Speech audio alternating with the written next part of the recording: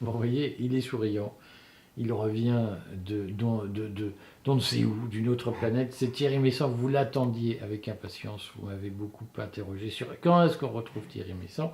Le voilà, pour la dernière interview de l'été. On recommencera après, j'espère, s'il le souhaite, au mois de septembre, nos quinzomadaires, nos Messant quinzos. Est-ce que tu vas bien, Thierry? Oui, oui, très bien. Bon, alors, Merci. en plus, c'est déroutant parce que le monde a beaucoup changé depuis la dernière fois où on s'est vu. Ah oui, oui, beaucoup. Alors, on a l'impression qu'on a changé de vie. Non, on a l'impression que ce qui se prépare depuis de longues années maintenant, tout d'un coup, Ça se percute. ça apparaît en public. Parce qu'il y a des choses que l'on connaissait quand on fréquentait les lieux de pouvoir dans différents États, mais ça n'était pas public. Alors, quelle chose, par exemple? Eh bien, par exemple, nous sommes rentrés dans la période de décomposition de la France. C'est quelque chose qui va durer une quinzaine d'années. Je dis une quinzaine d'années parce que je pense au temps qu'il a fallu pour passer de l'ancien régime à la société contemporaine. La Révolution française et le Directoire, c'est une quinzaine d'années. Et le monde napoléonien n'a aucun rapport avec l'ancien régime, mais vraiment aucun rapport. Parce que quand on était dans l'ancien régime, on était déterminé par sa naissance pour avoir une fonction dans la société. Avec Napoléon, c'est sur les mérites personnels que l'on obtenait des postes. Officiellement. Non, c'est vrai. Il a repris au bout d'un moment beaucoup de nobles qui avaient fui Mais pour recomposer l'armée. Mais il y avait des nobles qui étaient compétents.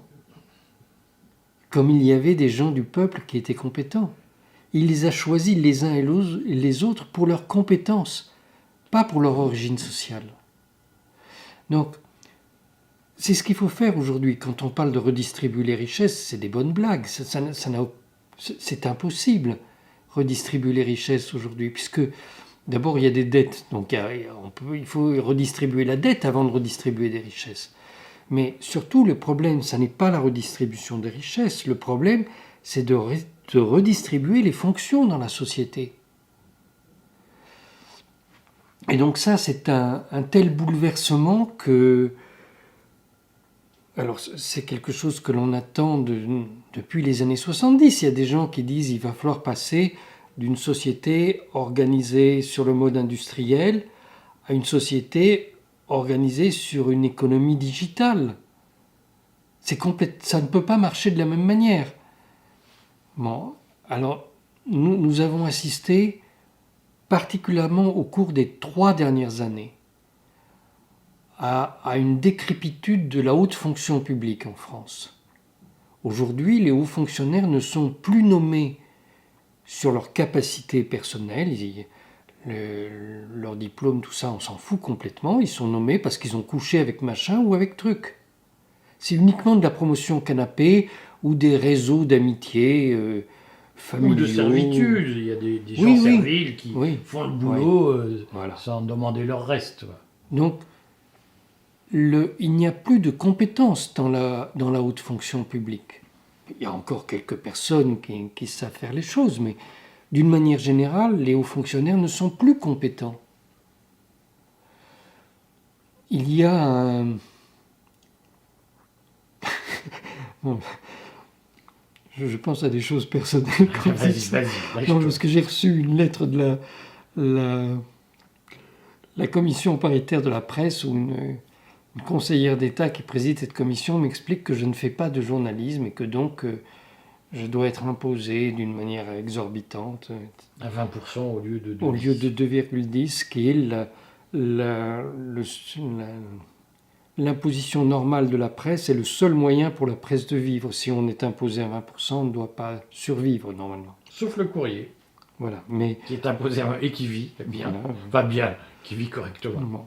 Donc, ce sont des gens qui n'ont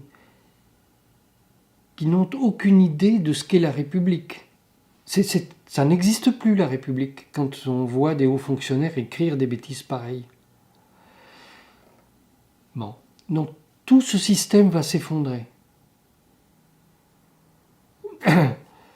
Au même moment, nous voyons aux États-Unis que la semaine dernière, les États-Unis ont failli rentrer en guerre civile. Si on avait assassiné Donald Trump, c'était pas la division des États-Unis, c'était la guerre civile.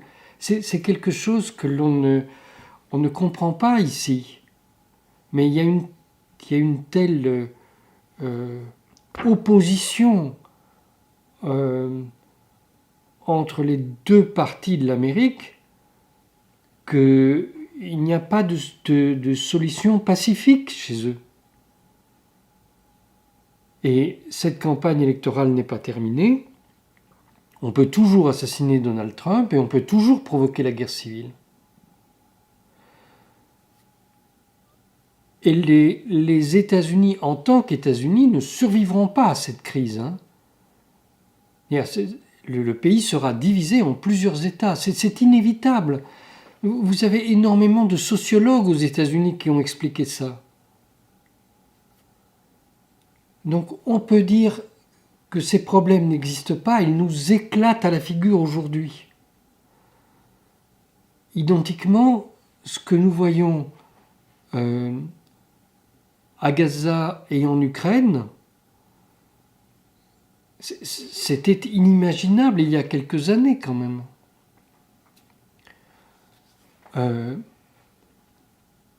Aujourd'hui en Ukraine, le gouvernement n'a plus rien de démocratique. Le président Zelensky n'est pas élu. Son mandat est terminé. Il se maintient au pouvoir d'une manière illégitime, contraire à sa propre constitution, qui fait que normalement, ça devrait être le président de l'Assemblée nationale qui exerce sa fonction aujourd'hui.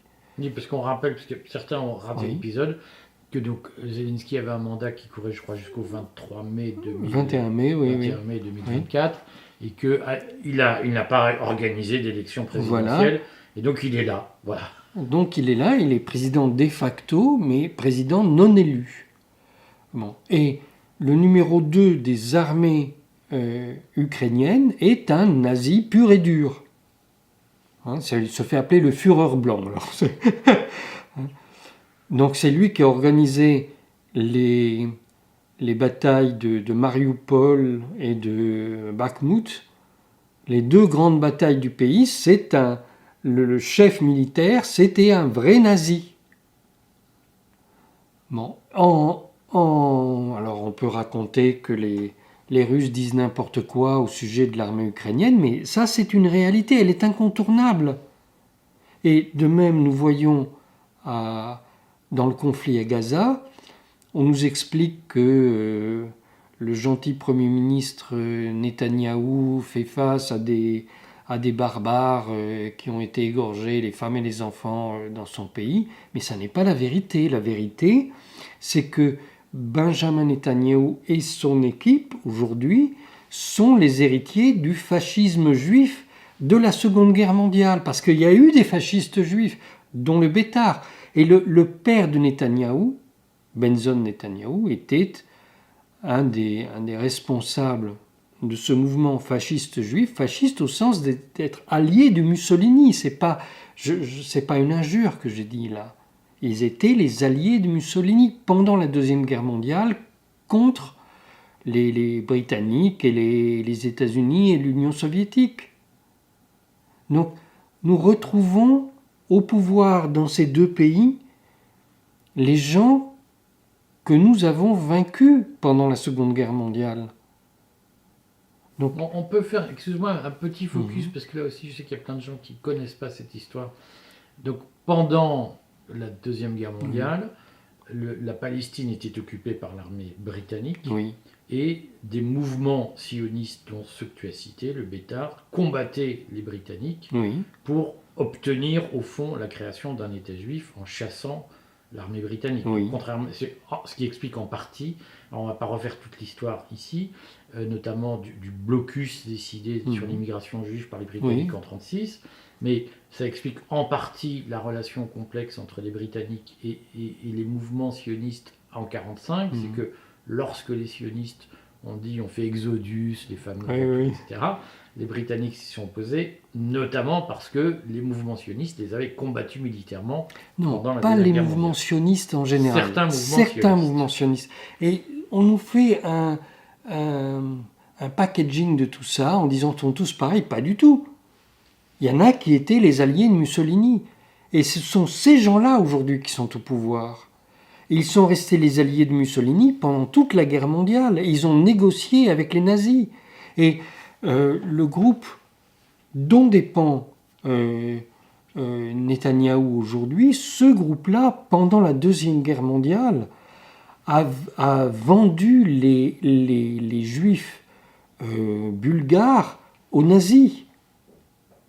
Il faut quand même se rendre compte, ça n'est pas un groupe, ce sont des gens qui se sont battus les uns contre les autres. Et nous, aujourd'hui, nous soutenons le camp que nous avons combattu à l'époque. Est-ce que tu as des sources sur cette histoire de juifs bulgares ?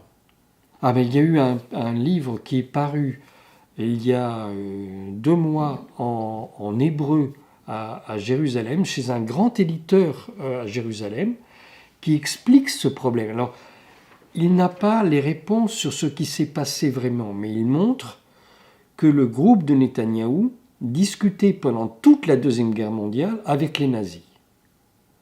Et qu'il y avait la promesse d'une alliance très forte entre eux. Et ce mouvement a prétendu qu'il allait sauver les juifs bulgares, ce qu'il n'a pas fait. Et ce mouvement, sur cette promesse, a encaissé l'argent des juifs les plus riches, les a mis dans un train, et en fait ils ont été déportés alors qu'on leur disait qu'ils allaient être sauvés. Donc c'est une escroquerie absolument incroyable qui a eu lieu pendant la Deuxième Guerre mondiale. Et le groupe qui a bénéficié de ça, c'est le groupe de Netanyahou. Venir publier ça aujourd'hui à Jérusalem, il faut quand même un certain courage pour le faire. Donc, moi, ce qui me fascine, c'est que nous avons nous-mêmes entretenu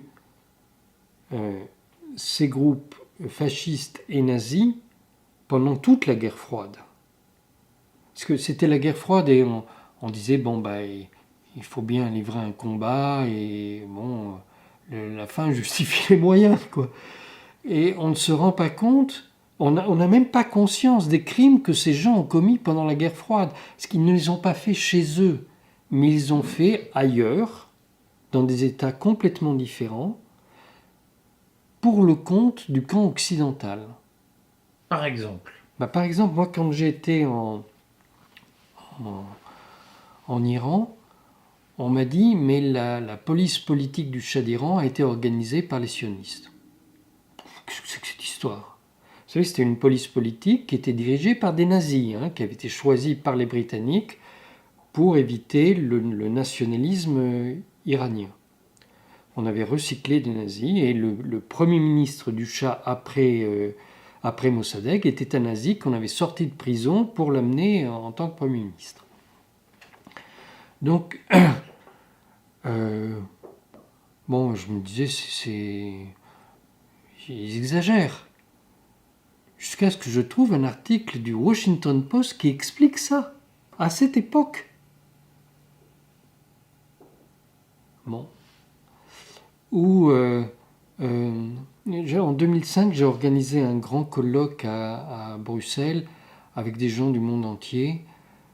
Et j'avais notamment organisé une confrontation entre Ahmed Tibi, qui est un député actuellement à la Knesset, un député arabe de la Knesset, et le général Vargas, qui était le chef d'état-major des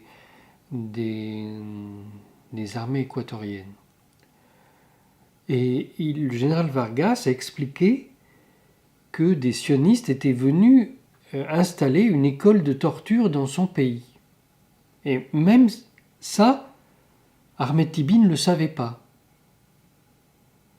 Il était interloqué, quoi. Il croyait que les sionistes ne faisaient d'horreur que vis-à-vis des Palestiniens, mais c'est pas vrai du tout.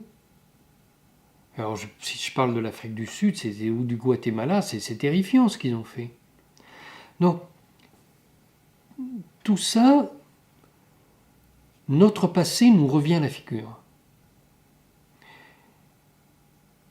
Et ça, à un moment d'une crise de civilisation. Il faut changer d'époque. Il faut nous réorganiser complètement. C'est pour ça que j'ai commencé à lire ton livre. J'étais vraiment stupéfait en lisant ça, parce qu'on n'avait pas discuté de ça auparavant. Et j'étais stupéfait parce que ça fait plusieurs années que je cherche des gens qui réfléchissent à la réorganisation sociale. Et en fait, c'est le sujet de ton livre, c'est comment il faut réorganiser. Alors, je trouve un peu ridicule la manière dont tu présentes. Ah bah bravo. Non, dont tu présentes ta réflexion au départ, parce que tu dis c'est à cause du Covid, etc. Non, c'est pas à cause du Covid. Il faut se réorganiser parce que nous changeons d'époque. Nous ne sommes plus à l'époque des grands combinats, des grands partis politiques. Tu dis il y a plus d'organisation verticale qui fonctionne, mais bien sûr, mais parce que nous voyons bien que la seule chose qui marche aujourd'hui, c'est des organisations horizontales, ce sont des réseaux. Mais il y a une nostalgie chez beaucoup de gens, enfin une peur de l'inconnu, Oui. une nostalgie des grands combinats, comme tu dis, de la planification. Voilà. Mais moi je trouve que tu es trop pédagogique, tu essayes de prendre les gens là où ils en sont pour les amener ailleurs, alors qu'à mon avis, il faut faire une rupture. Il faut se rendre compte que non, ça ne peut plus marcher comme avant. Et nous faisons une erreur à vouloir réparer l'ancien système parce qu'il n'existe plus, il ne peut pas fonctionner. Si nous le réparons, ça ne fonctionnera pas plus. Nous devons faire un nouveau système. C'est compliqué à expliquer à beaucoup de gens qui, Oui. pour des raisons de structure psychique, ont très peur de lâcher prise. Oui, mais bien sûr, tout le monde a peur de ça. Mais on ne peut pas éviter ça. Alors, ce qui est particulier dans notre pays, c'est que nous sommes bloqués sur le stade antérieur, alors que d'autres pays évoluent. Nous ne sommes pas capables de cette évolution. Nous devons passer par une rupture. C'est une vieille tradition française, oui. Oui, c'est une vieille tradition française. Mais alors, donc on va revenir à notre décomposition française, puisque c'est comme ça qu'on a ouvert. On voit bien qu'en France, il y a cette tradition, en effet, de bloquer les évolutions jusqu'à ce que ça pète, pour aller vite. Théorie appelée souvent le savapétisme. Mais là, on peut penser qu'on a un point de bascule. Comment tu interprètes ces élections, ce deuxième tour? On ne s'est pas vu depuis le deuxième tour. Et pourquoi tu dis que nous sommes entrés dans la décomposition? Je dis qu'on est dans la décomposition d'abord parce que les 4 partis politiques qui ont surgi dans cette élection, ces 4 partis se proposent de réparer l'ancien système. Alors chacun avec sa recette, mais aucun des 4... Tu mets quel parti dans les 4? Eh bien, le premier, le Rassemblement national, le second, le Nouveau Front de gauche, Le Nouveau Front populaire. Le Nouveau Front populaire. Le troisième, il s'appelle Ensemble maintenant. Oui, Ensemble pour la République. Voilà, ERP. donc les macronistes. Et le quatrième, les républicains. Donc en fait, tous les 4 se proposent de réparer l'ancien système, mais ça ne servira à rien. Alors, à l'intérieur, il y a des gens qui sont capables de penser autrement, mais leur discours n'est pas le bon. Et la fragmentation qui a eu lieu à l'occasion de cette élection, c'est uniquement un coup de communication. Parce que qualifier le Rassemblement national de fasciste, c'est complètement idiot. C'est absurde. Ça ne correspond pas à la réalité. D'abord, il faudrait, même quand on renvoie la création du Front National au départ, il faudrait savoir ce qu'était le Front National, et nous ne savons pas ce qu'était le Front National. Ça veut dire quoi? Ça veut dire que, personnellement, j'ai présidé le comité national de lutte contre l'extrême droite. Donc tu n'es pas un ami historique du Front National. Non, mais attention, hein, j'ai combattu l'extrême droite, j'ai pas combattu le Front National. J'ai combattu des idées dont certaines étaient défendues par le Front National. Je ne m'intéressais pas à combattre une organisation, je combattais des idées. Alors, je réunissais chaque semaine, on devait faire ça. Non, nous réunissions chaque semaine toutes les formations de gauche, tous les partis politiques, les associations, les syndicats de gauche, et même les loges maçonniques de gauche. Et il s'agissait de trouver une manière de riposter à l'arrivée de certaines idées. Bon, je n'ai pas tardé à me rendre compte que les partis politiques de gauche, pour la plupart, n'étaient pas intéressés à lutter contre des idées. Ils étaient intéressés à lutter contre le Front National, ce qui n'est pas du tout pareil. Mais j'ai mené, moi, une réflexion, énormément de recherches sur le Front National. J'ai notamment lu tout ce que le Front National publiait. Ils avaient plusieurs journaux à l'époque. J'ai participé au meeting qu'organisait Jean-Marie Le Pen. J'ai été interviewé Jean-Marie Le Pen, etc. Et je suis arrivé à la conviction que cet homme n'avait aucun rapport avec le projet raciste qu'on lui appliquait. Lui, il s'adressait aux victimes de la colonisation. C'est pas du tout pareil. Et aux victimes de la décolonisation. Parce que la France n'a rien fait pour les harkis, n'a rien fait pour les pieds noirs. C'était à ces gens-là qu'il parlait. Et nous, comme nous ne voulions pas prendre en compte ces gens-là, nous mésinterprétions ce qu'ils disaient. Mais Jean-Marie Le Pen était l'allié des États-Unis. Il a participé au coup d'État de 1958 avec les États-Unis pour mettre De Gaulle au pouvoir. Et il a rompu... Il y a participé comment? Eh bien, il a organisé une grande manifestation à Paris dont on trouve... Moi, j'ai trouvé ça dans l'Humanité à l'époque. Hein. C'est important d'avoir des archives. On ne peut comprendre le passé qu'avec des archives. Donc, il a organisé une grande manifestation pour soutenir De Gaulle pour qu'il arrive au pouvoir. Et De Gaulle est arrivé au pouvoir parce que les parachutistes ont encerclé l'Assemblée nationale. Donc, voter... On est le 13 mai 58. Oui. Donc, les députés ont voté sous la protection, sous la menace, en fait, de l'armée qui les entourait. Bon, mais De Gaulle a rompu avec les États-Unis, à nouveau, puisqu'il avait déjà rompu lors du débarquement avec les États-Unis. Il était opposé au débarquement. Mais il a rompu à nouveau en 61 lorsque il s'est prononcé pour l'indépendance de l'Algérie. Et les États-Unis ne voulaient pas que l'Algérie soit indépendante parce qu'ils pensaient que le FLN amènerait les soviétiques là-bas. Donc, il est devenu l'ennemi de Gaulle, mais il a été son ami pendant 3 ans. Donc, si on ne connaît pas tout ça, on se trompe sur ce qu'était le Front National.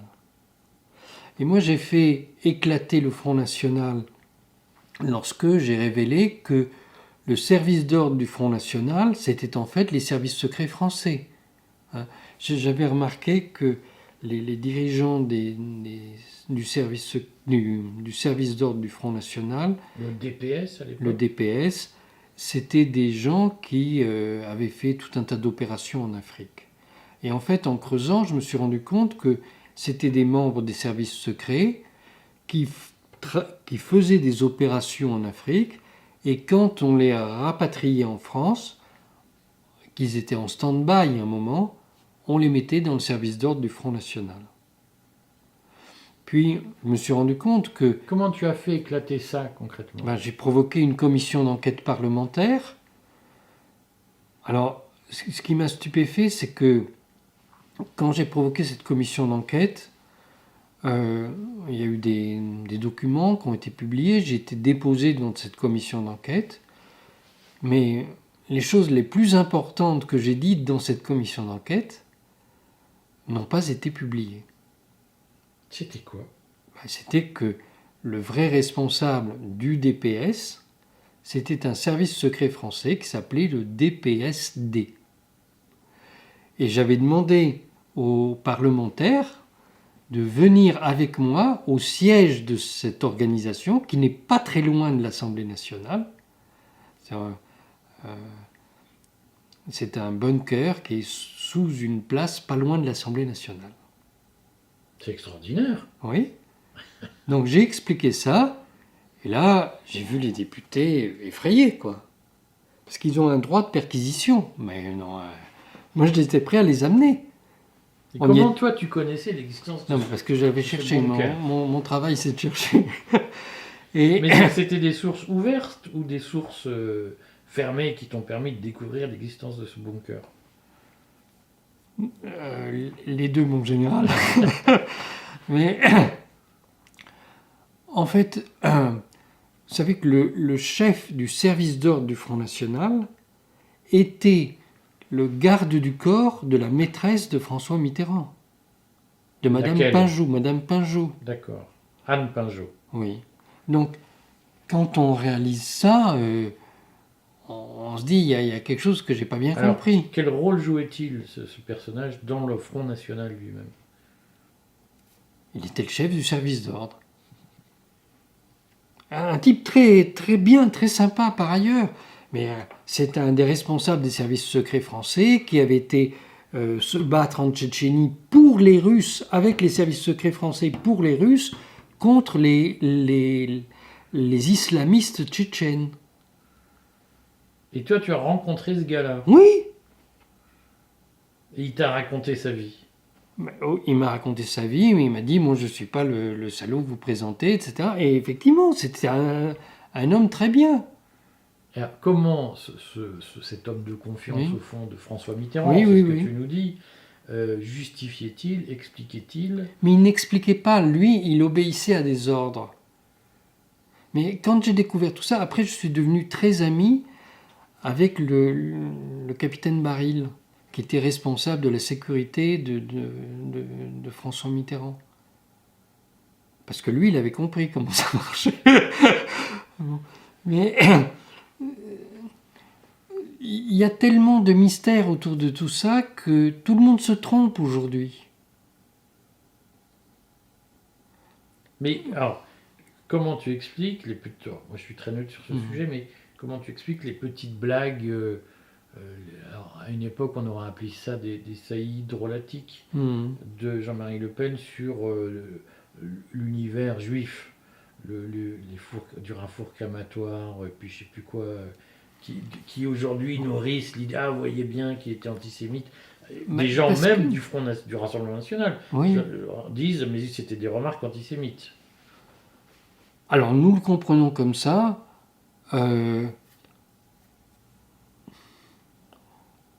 Moi je pense que Jean-Marie Le Pen avait une fonction au sein des services secrets qui était de ramasser toutes les chapelles des extrêmes droites françaises pour les surveiller. Et donc, que les services secrets étaient sur place, c'est tout à fait logique, c'était pour surveiller ces gens-là. C'était une fonction d'infiltration. C'est-à-dire qu'au fond, d'abord, il s'assurait qu'aucun mouvement d'extrême droite dissident, si j'ose dire, ne puisse avoir assez d'oxygène pour exister. Oui. Il attirait à lui des énergies. Et au fond, il fichait les gens pour que les services secrets contrôlent ce qui se passe. Absolument. C'est ce qui existe aujourd'hui avec ce qui a existé au moment du Covid, chez les non-vax. Oui. Et donc je pense qu'en fait, quand il a fait ça, Jean-Marie Le Pen a rendu un service au pays. C'était pas du tout l'adversaire qu'on nous présente. Il faut comprendre pourquoi il faisait les choses. Bon, alors que lui, à titre personnel, ait été antisémite, c'est possible, je n'en sais rien. En fait, j'ai pas discuté de ça avec lui. Ce que j'ai discuté. Parce que donc tu as rencontré Jean-Marie Oui, Le Pen. oui. Faut savoir. Puis, il m'a fait un procès et après, je l'ai rencontré. Mais un procès qu'il a gagné ou que tu as Non, gagné? que j'ai gagné. C'est un procès sur quoi? Parce que quand j'ai provoqué la commission d'enquête sur le Front National, sur son service d'ordre, en fait, j'avais distribué un dossier à tous les parlementaires et dans l'introduction de ce dossier, j'avais écrit quelque chose qu'ils pouvaient considérer comme diffamant à son égard. Et à mon avis, il avait raison, j'aurais pas dû l'écrire tel que je l'ai écrit. Parce que je disais que tel que le DPS fonctionnait, il préparait une nouvelle nuit de cristal. Oui. Hein, Quand les nazis ont attaqué les commerces juifs, etc. Donc, j'aurais dû prendre des pincettes que je n'ai pas pris. Il m'a mis en procès. Je me suis défendu seul, sans avocat, devant le tribunal. Et en fait, j'ai eu une chance extraordinaire, c'est que l'avocat de Jean-Marie Le Pen a commis une erreur pendant sa plaidoirie. Et moi, j'ai sauté sur cette erreur. En fait, il a confondu la nuit de cristal et la nuit des longs couteaux. Et donc, je suis intervenu en disant, vous ne pouvez pas me condamner parce que mon adversaire n'a pas compris ce que j'écrivais. Et ça a emporté Oui, donc j'ai gagné. l'avis du tribunal, qui Oui, mais souvent a une petite inclination quand même, surtout à cette époque. Surtout à cette époque, il avait une inclination contre le Front National. Mais de toute manière, il n'aurait pas pu entrer en voie de condamnation. Parce qu'il y avait eu cette erreur. Puisqu'eux, ils étaient tellement sûrs qu'ils allaient gagner, puisque j'avais commis une faute, c'est vrai. Bon. Et donc par la suite, j'ai pu le rencontrer, j'ai pu l'interroger. Puis c'est une chose très bizarre. Lorsque j'ai publié j'ai publié une grande interview de Jean-Marie Le Pen, et je me suis rendu compte que ce qu'on disait sur lui, non seulement ça n'était pas vrai, mais c'était volontairement faux. J'ai publié dans un journal gay, j'ai publié cette grande interview où je l'interroge sur ce qu'il pense des homosexuels. On se souvient de ses phrases sur le sida, oui. Enfermer les sidés. Oui. Je crois qu'il avait utilisé le mot sidaïque. Oui, tout à fait. Donc c'était aussi une ambiance particulière. Oui. Mais il faut comprendre, à cette époque, il y avait dans la liste européenne du Front National, il y avait des représentants de la secte Moon, c'est-à-dire en fait de la CIA. Donc il était toujours un agent des États-Unis quand il faisait ça. Bon, mais lorsque je l'ai interrogé, il n'était pas du tout homophobe, c'est pas vrai du tout. Alors, explique-nous en quoi il n'était pas homophobe. Alors, et après on parlera de la CIA parce que tu lances des propos qui doivent être nuancés à l'écran. Alors, homophobe ou pas, Jean-Marie Le Pen? Alors, pas du tout. Pas du tout. Et il était tellement pas homophobe que, à la fin de l'entretien, le numéro 2 de son parti de l'époque, Bruno Maigret, qui était le véritable organisateur de son service d'ordre, Bruno Maigret est venu me draguer devant tout le monde. Tu veux dire que Bruno Maigret avait des pulsions homosexuelles? Des pulsions, c'est pas des pulsions, il était gay, c'est tout. Et il me semblait qu'il était marié. Peut-être. Avec un être de sexe féminin. Peut-être, je connais pas sa vie privée, mais il est venu me draguer devant les autres responsables de son parti et sans honte. Donc ça ne posait pas de problème dans son parti. Je me souviens que je lui ai répondu, parce que, bon, c'est pas mon type, donc j'ai refusé ses avances, et il me dit, et pourquoi vous refusez? Et je lui ai répondu, parce que j'aurais trop peur à la libération qu'on me rase la tête. Voilà. Donc il s'est mis à rire, et on en est resté là. Mais... Alors, Jean-Marie Le Pen, agent de la CIA, c'est une affirmation qui, là, pourrait me valoir en tant que responsable de la publication une poursuite judiciaire. Je- Est-ce que je tu peux dis que nous c'était donner un- les sources? Je dis que c'était un allié des États-Unis. Parce que si on met des gens qui sont manifestement des instruments de la CIA dans sa liste électorale, c'est qu'on est un allié des États-Unis. On ne fait pas ça par hasard. Est-ce que, parce qu'il y a ce débat autour de l'appartenance de la France au commandement intégré de l'OTAN, Oui. qui a été mise en cause dans le livret défense du Rassemblement national Mhm. pour les élections présidentielles de 2022. Et ce livret a disparu et il y a eu pas mal de pression de l'OTAN Mhm. sur, Oui. sur cet aspect du programme du Rassemblement national. Est-ce que, de ton point de vue, Marine Le Pen est au fond un allié moins solide des États-Unis que ne pouvait l'être Jean-Marie Le Pen? Mais je pense que c'est une nationaliste. Elle n'a pas à être l'allié de l'un ou de l'autre. Mais est-ce que, de ton point de vue, elle est moins atlantiste que son père? Sans aucun doute. Tout au moins, elle ne conçoit pas l'atlantisme de la même manière que son père. C'est-à-dire? C'est-à-dire que son père, et ça c'est un problème de la guerre froide, pendant la guerre froide, on était d'un côté ou de l'autre. Et donc, lui, il était du côté des États-Unis, et à cette époque, être du côté des États-Unis, c'était leur obéir. Tandis que elle est d'une autre époque. Donc, elle pense que la France doit être alliée des États-Unis plutôt que de rompre avec eux, mais pas que la France doit obéir aux États-Unis. Donc c'est deux conceptions très différentes. C'est la conception qu'avait Charles de Gaulle. Est-ce que tu penses que ça a joué dans le déroulement de la campagne?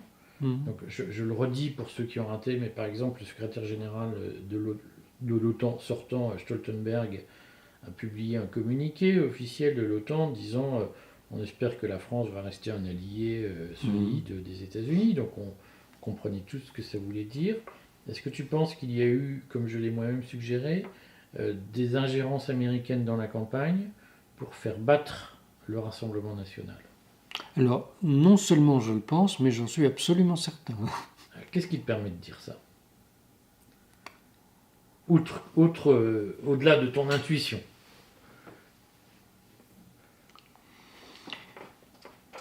D'abord, je pense qu'ici, personne n'est conscient de l'importance des influences étrangères dans la vie politique française.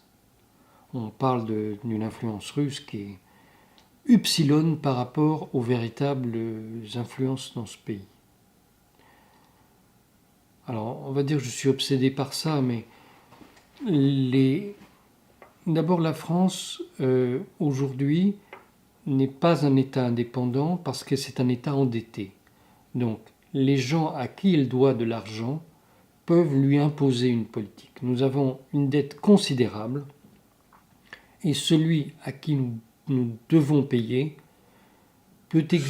ceux à qui nous devons payer peuvent exiger de nous beaucoup de choses. Il faut se rendre compte qu'ils peuvent décider le taux auquel nous devons payer ces intérêts. Et j'attire votre attention sur le fait que la liste de ces créanciers est absolument secrète. Aucun député n'a pu obtenir la liste de ces créanciers. Donc nous sommes dépendants de gens et on nous cache à qui on nous a vendus. Alors, pour être précis, il y a de temps à autre des révélations. Alors, je vais nuancer un peu ce que tu dis. Parce qu'en réalité, on a aujourd'hui ce qui est publié par Bercy, c'est la ventilation entre possesseurs résidents et possesseurs non résidents. Oui. Et la place des institutions financières du type compagnie d'assurance qui sont réglementairement obligées d'acheter de la dette française. Mais là, on a une révélation la semaine dernière des Échos, que tu as vu, bien entendu. Non, j'ai pas vu. Tu vois, J'étais pas là. Les Échos révèlent que lorsque, au moment des G7 de la soft gouvernance de l'Occident, on va dire ça comme ça, des G7 de décembre, en tout cas du deuxième semestre 2023, lorsque les Américains ont insisté pour que les Européens confisquent les avoirs russes pour financer la reconstruction de l'Ukraine. L'Arabie Saoudite a menacé la France de vendre massivement la dette Oui, française ça c'est Bloomberg. qu'elle détenait. Oui. Voilà, c'est Bloomberg. Oui. En France, ça a été présenté comme une révélation des Échos. Mm. L'Arabie Saoudite a menacé Oui. la France de vendre massivement si elle souscrivait à cette proposition. Donc l'influence sur la dette, elle peut jouer dans les deux sens aussi, mais on sait par exemple que l'Arabie Saoudite est grande détentrice de dette française. Oui. Mais l'Arabie Saoudite, même si elle est grande détente, il faut dire qu'il y a tellement d'argent dans la dette, et même si l'Arabie Saoudite a une grande partie de cette dette, les États-Unis ont la principale partie. Ce qui fait d'eux un acteur de la politique française. Absolument. Voilà, disons-le. Même si nous ne le voyons pas, ils ont plus de pouvoir que le gouvernement français. Je reviens sur l'ingérence américaine dans les élections. Enfin, si je fais quand même une parenthèse, est-ce que tu as remarqué quand même que cette ingérence américaine de la politique française, elle a été évoquée par François Fillon lors de la commission d'enquête sur les ingérences étrangères, qui avait été demandée par le Rassemblement national et particulièrement par Jean-Philippe Tanguy, qui a présidé de mémoire ou qui était rapporteur, je ne sais plus, de cette commission, peut-être rapporteur, et qui au fond a systématiquement, quoique Rassemblement national, occulté la question des ingérences américaines. Comment tu expliques ça ? Que le Rassemblement national soit au fond présidé par une Marine Le Pen qui laisse planer une incertitude sur l'appartenance au gouvernement intégré et qu'il y ait des troupes en dessous qui soient très atlantistes. Il y a deux aspects.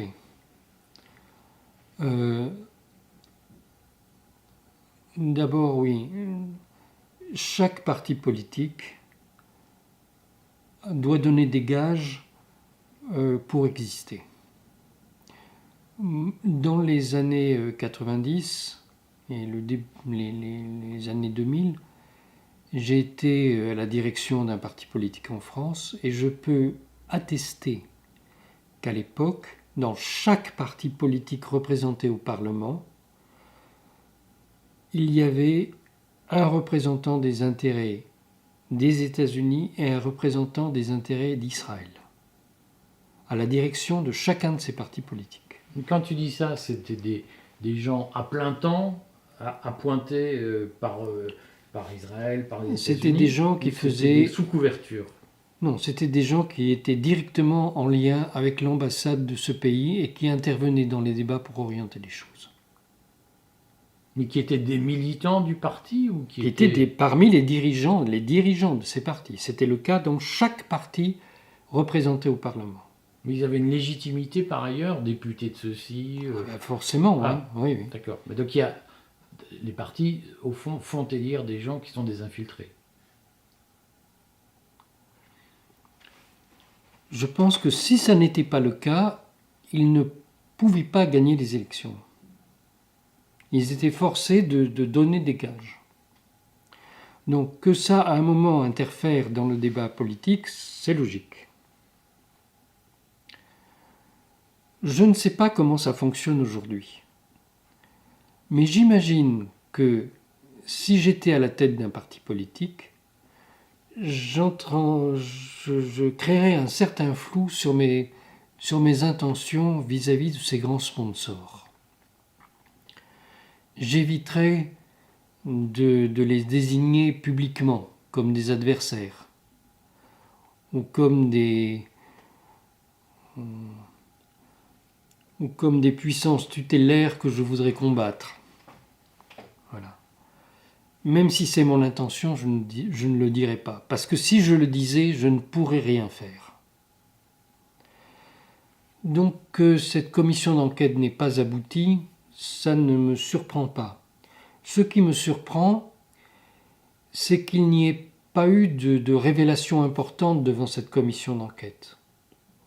Et notamment, par exemple, Jean-Philippe Tanguy, qui était un lanceur d'alerte sur la manière dont une partie de l'outil industriel français a été volée par les États-Unis au vu et au su de tout le monde au cours des dernières années. je suis étonné qu'il n'ait pas lui-même dit plus de choses. Voilà. Mais je comprends qu'il y a des intérêts qui font qu'on ne peut pas tout dire. Alors, je précise pour ceux qui ont raté cette commission d'enquête qu'il y a quand même eu une audition tout à fait intéressante de Jean-Luc Schaffhauser, qui a été accusé d'être l'homme du pré-russe, dont on peut redire qu'il a été par ailleurs l'employeur de gens comme Philippe Murer ou Rougeron, proche de Philippot. Et Schaffhauser a quand même expliqué dans cette commission que dans les années 80, il avait créé le Forum pour la démocratie, qui était financé par la CIA. Il a dit mais bien, quand on pour organiser les révolutions en colorées, Europe de l'Est. oui. Voilà. Les révolutions colorées. Oui. Mais tout bien, quand on voit les documents du Forum pour la démocratie, je pense qu'il n'y a pas trop de doute. Et donc voilà, et donc c'est marrant de voir qu'il y a des gens dans l'entourage de Philippot, par exemple, qui sont aujourd'hui liés à ce forum, en tout cas qui en ont dépendu, qui ont une proximité avec lui. Vous savez, je pense que il y a des gens qui travaillent des fois pour les États-Unis et se retournent contre eux. Mais quand ils se retournent contre eux, ils doivent toujours affronter ce retournement. Si leur vie est un long fleuve tranquille, c'est qu'ils n'ont pas rompu. Chacun comprendra ce qu'il faudra dans cette affaire. Je reviens à notre décomposition et à ces ingérences américaines. Il y a quand même une énigme, de mon point de vue, sur les résultats du deuxième tour, où le Rassemblement national, c'est pas une gamelle par rapport au premier tour, après on interprète comme on veut, mais par rapport aux espérances, par rapport aux sondages constants. Et j'ai cité dans le courrier les communiqués des instituts de sondage jusqu'à 19h15, le dimanche 7 juillet, qui annonçait le Rassemblement national avec une majorité absolue ou presque. Et finalement, on se retrouve avec 150 députés de moins que prévu. Est-ce que ça appelle de ta part des commentaires ou des observations ? Alors d'abord, un premier commentaire, c'est que même si nous pensons le contraire, nous venons de vivre un moment où l'opinion publique a pu être manipulée en une semaine et changer d'avis. Changer d'avis sans aucun argument. Aucun. On a simplement dit, le Front National, dont on disait que c'est un parti républicain, etc., on a dit non, il est anti-républicain. Ça, c'est en une semaine qu'on a changé l'histoire. Bon. Alors, comment ça a fonctionné ? À mon avis, il faudrait regarder les messages qui ont été échangés sur les réseaux sociaux pour pouvoir le comprendre. En fait, je pense qu'il n'y a, pour faire un changement aussi rapide, que des messages ciblés sur Internet qui peuvent obtenir un tel résultat.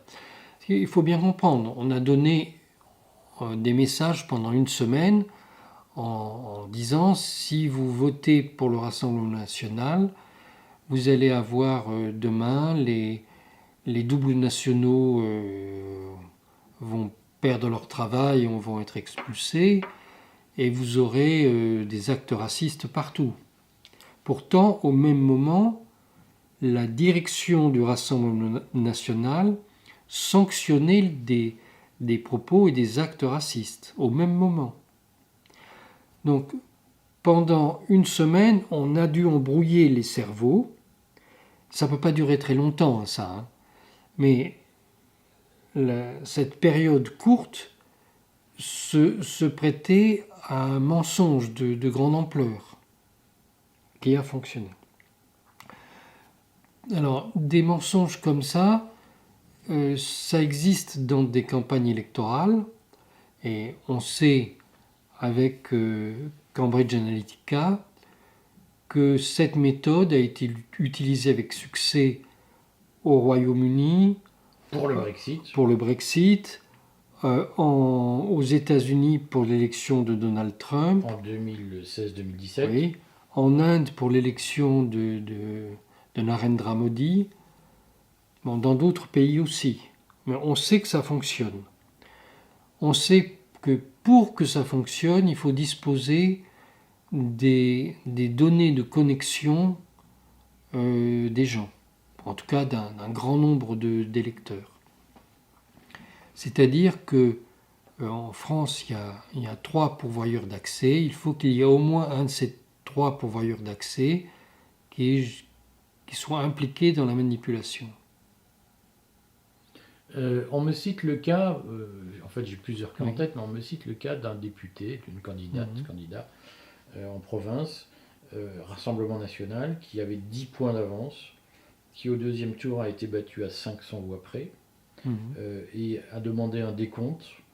Et dans le décompte, parce que le différentiel en sa défaveur était beaucoup plus important, au moment du décompte, on s'est rendu compte que tout un lot de bulletins Rassemblement National avait été comptabilisé pour le nouveau Front Populaire. Et donc il y a eu une rectification, et malgré tout, ce candidat a perdu à 500 voix près. Est-ce que tu penses que marginalement, il a pu y avoir des erreurs de comptage? Alors, moi, j'ai été observateur dans des élections dans des États étrangers. Je ne connais pas d'élection où il n'y ait pas d'erreur ici ou là, et où il n'y ait pas de trucage volontaire ici ou là. Je pense que ça arrive toujours. C'est pour ça qu'il faut surveiller les élections. C'est pour ça que le dépouillement doit avoir lieu en public. Et personnellement, je ne pense pas que l'on doive utiliser de machines à voter, parce que le dépouillement n'est pas public, et que donc des trucages sont possibles. Mais il faut que les bureaux de vote soient surveillés en permanence. Alors, est-ce qu'en France, à nouveau, il y a des manipulations du scrutin importantes? Personnellement, je ne le crois pas. Bon, peut-être ici ou là, sûrement même ici ou là. Mais à l'échelle de la nation, je ne pense pas que ce soit ça qui fasse basculer le résultat électoral. Je pense que c'est la manipulation des esprits qui fait basculer ce résultat. Et je pense que le réveil des gens va être très douloureux pour eux. Parce que quand ils vont comprendre qu'on les a bernés, bon, ils vont avoir le sentiment que personne n'aime être escroqué dans la vie. C'est très pénible d'être escroqué. L'étape d'après, parce que je voudrais quand même qu'on dise quelques mots avant de finir sur la situation humanitaire et le point à Gaza, parce qu'on l'a effleuré, on n'a pas vraiment parlé. Pour en finir sur cette question de la décomposition française, l'étape d'après, maintenant, c'est quoi pour la France? Alors, demain, on va élire un président à l'Assemblée nationale et le règlement de l'Assemblée fait qu'il y aura toujours quelqu'un qui sera élu. Mais il ne sera probablement élu qu'à une majorité simple.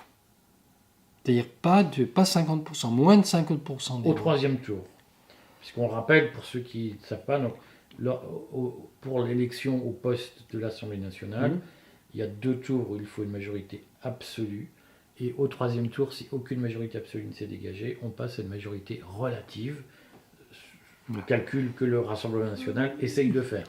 Oui, et il est tout à fait possible qu'il obtienne la présidence de l'Assemblée compte tenu de l'état de division des coalitions rivales. Mais est-ce que tu penses que Macron, je pose cette question qui a agacé beaucoup de monde, mais qui remet l'église au milieu du village, est-ce que Macron va nous doter d'un Premier ministre? Est-ce que nous avons besoin d'un Premier ministre? Alors, moi je pense que le fait qu'aujourd'hui il n'y ait qu'un gouvernement chargé des affaires courantes et non pas un gouvernement de plein droit, je pense que c'est absolument catastrophique. D'abord parce qu'on est en train de préparer le budget de l'État, et que si on n'a pas de budget, ça n'est pas dans les compétences de ce gouvernement. Si on n'a pas de budget, ben, tout s'arrêtera. Tout. Donc je pense qu'il faut vraiment sortir au plus vite de cette situation.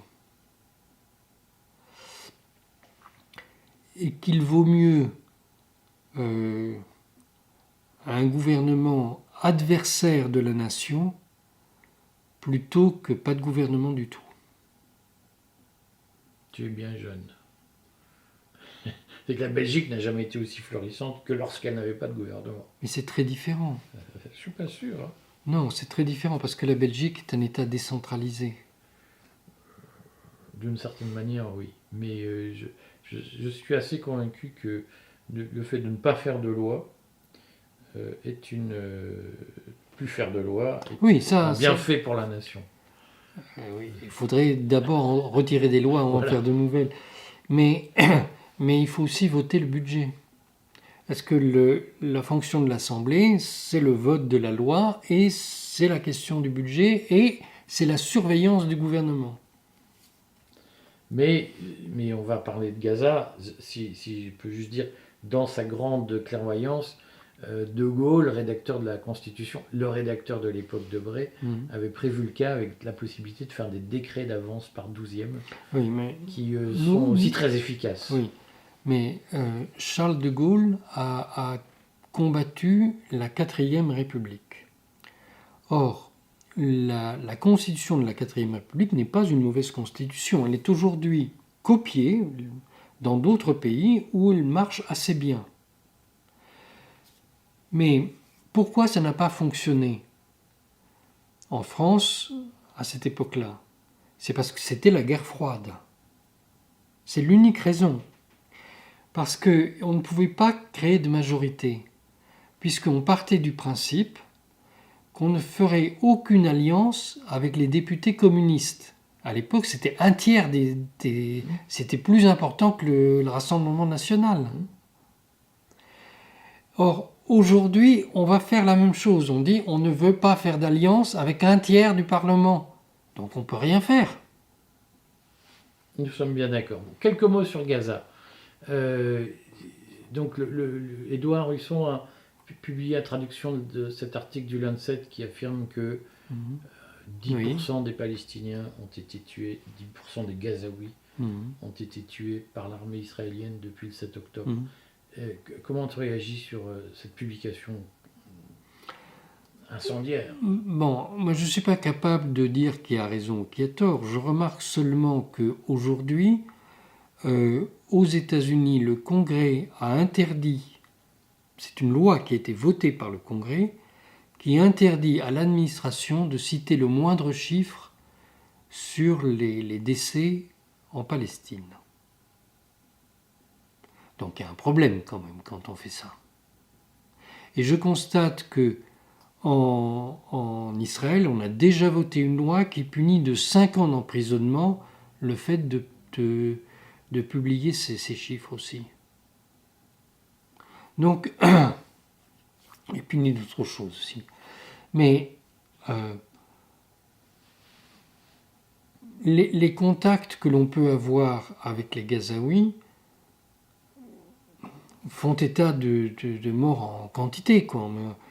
Moi, j'ai aucune idée des proportions. Je n'ai pas les moyens de répondre à ça. Mais de toute manière, ce que l'on sait avec certitude, c'est que les chiffres qu'on donne d'habitude de 38 000 morts sont des chiffres tout à fait en dessous de la réalité. C'est le nombre de cadavres qui ont été ramassés par les gens du Hamas. Mais on sait que, par exemple, il y a au moins 13 000 cadavres qu'on n'a pas retrouvés, qui sont sous les décombres. Donc déjà, nous savons que ces chiffres sont minorés. Bon, alors, ce que dit le Lancet, c'est considérable, hein, c'est sûr. L'armée israélienne affirme avoir tué 14 000 combattants du Hamas. Qu'est-ce que t'inspire cette affirmation? Alors, je ne sais pas non plus, mais je doute que l'armée israélienne soit capable de savoir qui est combattant du Hamas. Quand elle dit qu'elle a tué 14 000 personnes, c'est qu'elle a fait exprès de tuer 14 000 personnes et pour se justifier, elle dit qu'ils étaient combattants du Hamas. Et en fait, ce que je sais, c'est que le nombre d'adhérents nouveaux du Hamas est supérieur au nombre de combattants du Hamas qui sont tués. Ça pour moi, c'est sûr. C'est-à-dire que au fur et à mesure qu'on tue des combattants du Hamas, au fur et à mesure, il y a plus de Palestiniens qui s'engagent dans cette organisation. Donc, on ne détruira pas le Hamas. Et d'ailleurs, le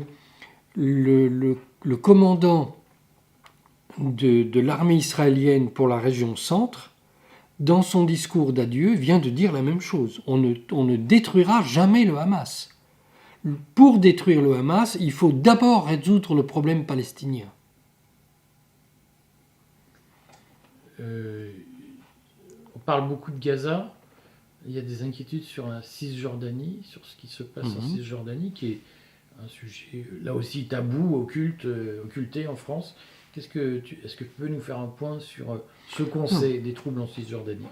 Alors, d'abord, il faut se rendre compte que depuis l'arrivée au pouvoir de Benjamin Netanyahou et de ses alliés fascistes, il y a des problèmes très graves en Cisjordanie, dont on n'a pas parlé ici. Les soutiens de Benjamin Netanyahou, qui ne sont pas nombreux en Israël aujourd'hui, il y a moins d'un tiers des Israéliens qui soutiennent Benjamin Netanyahou. Donc ces soutiens ont été menés des expéditions punitives contre des villages palestiniens. Donc ils arrivent dans un village, commencent par brûler les voitures, puis ils brûlent les maisons, et des forces israéliennes qui dépendent de Ben Gvir, c'est-à-dire des alliés de Netanyahou, les forces palestiniennes encerclent le village israéliennes encerclent le village palestinien pour empêcher la population de fuir. Et là, ils commencent à tabasser les gens et en tuer quelques-uns. Donc ça a eu lieu avant l'affaire du 7 octobre. Il y a au moins 3 villages qui ont été, je dis pas rasés, mais qui ont été vraiment martyrisés. Et ça n'intéressait personne quand ça a eu lieu. Donc aujourd'hui, ce phénomène prend de l'ampleur. Les États-Unis, lorsqu'ils ont voulu répondre aux menaces de Benjamin Netanyahou, qui disait qu'il allait reprendre la guerre des fascistes juifs contre les Alliés pendant la Deuxième Guerre mondiale, quand ils ont voulu répondre à ça, les États-Unis ont pris des mesures contre ces groupes fascistes en interdisant que l'on récolte de l'argent pour eux aux États-Unis, puis dans tout l'Occident. Et tous les pays occidentaux se sont mis à soutenir les mesures états-uniennes contre les fascistes juifs, y compris la France.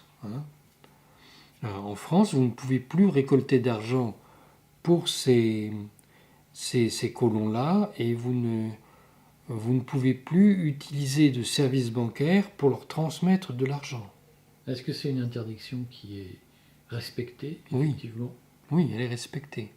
Et il faut se rendre compte que la division politique entre les uns et les autres est très forte. Ça n'a aucun rapport avec l'histoire des Juifs et des Arabes. C'est une division dans chaque camp. Donc, ce à quoi nous assistons en Cisjordanie, nous y assistons aussi à Gaza. Vous savez que l'armée israélienne occupe aujourd'hui 26% de la bande de Gaza. Donc, elle s'était retirée. En 2005, elle s'était retirée de la bande de Gaza. Donc, aujourd'hui, à nouveau, elle occupe 26% de ce territoire. Elle a entièrement détruit, rasé, dynamité. Il ne reste rien, pas pierre sur pierre, d'une bande en longueur à la frontière entre Gaza et Israël, sur une profondeur d'1 kilomètre. Elle a absolument tout détruit pour empêcher qu'à l'avenir on puisse envahir Israël depuis la bande de Gaza. Donc elle a créé un no man's land de 1 km de profondeur qu'elle tient sous sa domination. En outre, elle a envahi le couloir de Philadelphie, qui est le prolongement sur le côté égyptien. Donc, ce couloir de Philadelphie a été défini par les accords de Camp David. En violation des accords de Camp David, personne ne le dit ici, mais en violation des accords de Camp David, l'armée israélienne vient d'envahir le couloir de Philadelphie. Ce qui veut dire que les accords de Camp David ne s'appliquent plus. L'Égypte pourrait rentrer en guerre à n'importe quel moment contre Israël. C'est une situation extrêmement grave que les généraux israéliens n'arrêtent pas de dénoncer. Enfin, certains généraux, puisque d'autres font ça. Et l'armée israélienne a coupé la bande de Gaza en deux. Ils ont coupé au milieu. Ils ont créé un corridor au milieu qui va jusqu'à la mer, qui est assez large, de sorte que la ville de Gaza elle-même soit entièrement séparée du reste de la bande de Gaza. Donc, c'est un découpage qui rend impossible, physiquement impossible, la solution à 2 États, dont on continue à nous parler, et dont j'ai expliqué ici que ça n'était pas une solution, mais que c'était une forme d'occupation. La seule solution, c'est de créer un seul État, pas 2, un seul État, où les Juifs et les Arabes soient égaux en droit. Un homme, une voix. C'est la seule solution. C'est celle qui a été choisie en Afrique du Sud. Tout le monde disait que c'était impossible parce qu'il y aurait une majorité noire, mais c'est celle qu'on a choisie en Afrique du Sud et c'est celle qui s'applique aujourd'hui. C'est comme ça qu'on a fait la paix en Afrique du Sud. Il n'y a que comme ça que l'on pourra faire la paix en Palestine au sens géographique, c'est-à-dire y compris dans l'État ou dans les territoires israéliens. On rappellera que c'était la solution préconisée par la charte de l'OLP de 1967. Oui, c'était la charte de l'OFP. Aujourd'hui, elle n'est défendue que par le FPLP, par les marxistes du FPLP. Et c'était la solution qu'avaient choisie au début les Nations Unies. Aujourd'hui, ils défendent cette solution à 2 États qui n'est pas une solution, qui est simplement en fait, sous un autre nom, l'application de la solution coloniale des Britanniques avant de partir. Le journal, pour conclure, il y a plein de sujets qu'on n'aura pas abordés, mais on en reparlera à la rentrée. Mais Haaretz a révélé le recours à la doctrine Goliath de mémoire dans la gestion du 7 octobre. C'est-à-dire que Haaretz a révélé un rapport officiel de mémoire ou une note expliquant que les troupes israéliennes ont tiré sur des Israéliens le 7 octobre pour éviter les prises d'otages. Haaretz avait déjà évoqué tout ça dans de petits articles. Donc là, ils ont fait un article synthétique, mais il n'y a pas de grande révélation dans cet article synthétique. En fait, tout est déjà connu depuis le premier jour.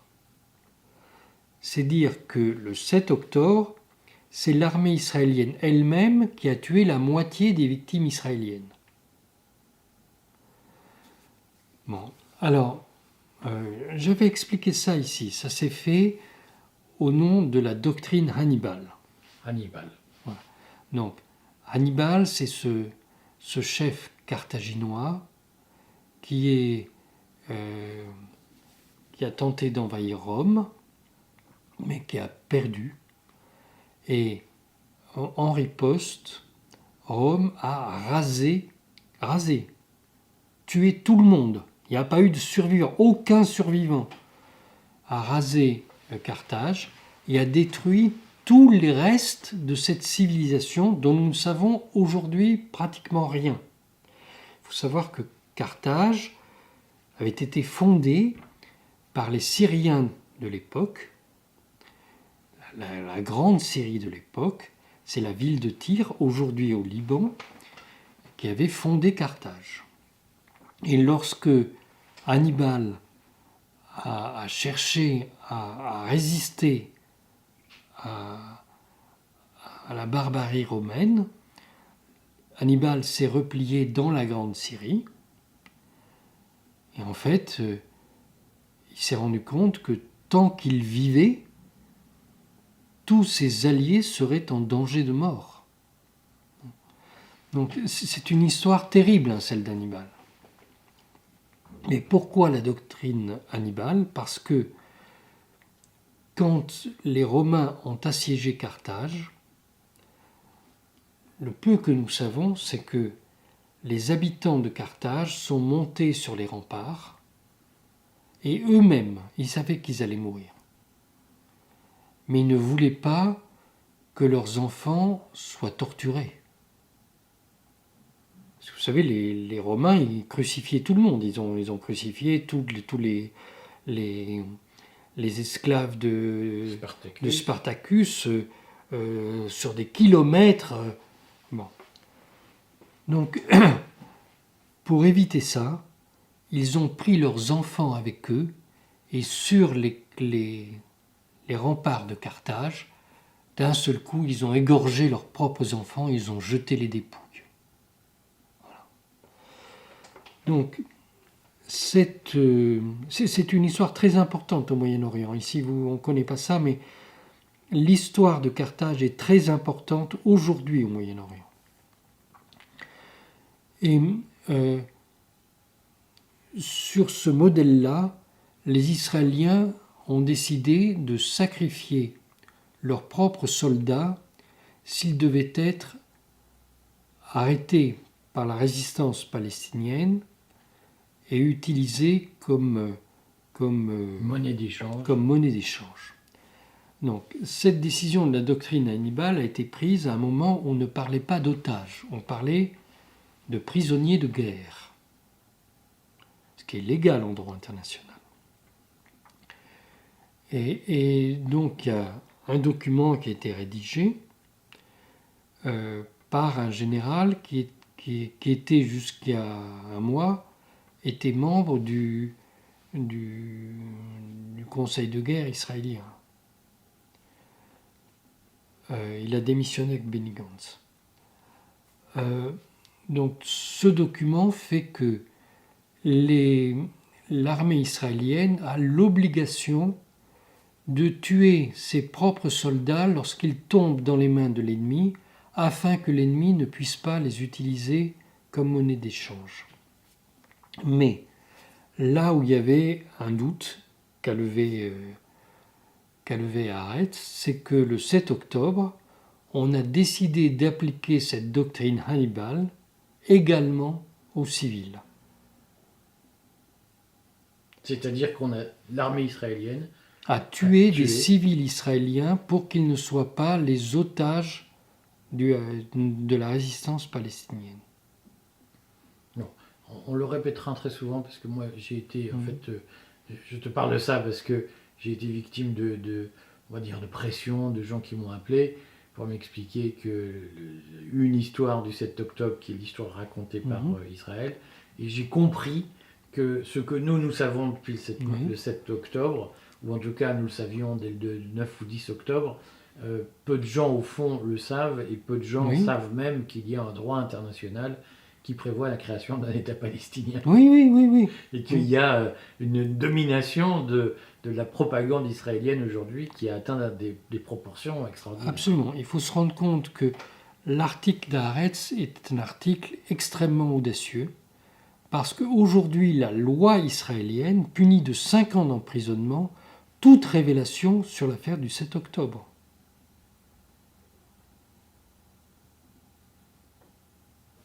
Et la propagande de guerre